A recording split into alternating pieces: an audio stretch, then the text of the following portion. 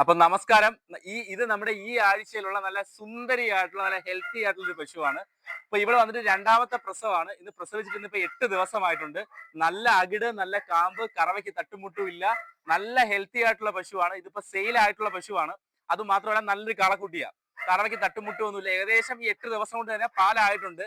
രാവിലെ ഏകദേശം 7.5 ലിറ്റർ പാലായിട്ടുണ്ട്. 8ാമത്തെ ദിവസം രാവിലെ 7.5 ലിറ്റർ പാലും വൈകിട്ട് 4.5 ലിറ്റർ പാലും ആയിട്ടുണ്ട്. ഒരു പശു പ്രസവിച്ച് ഏകദേശം 20 to 25 ദിവസം ആകുമ്പോഴാണ് അതിന്റെ പാല് മൊത്തം കിട്ടുന്നത്.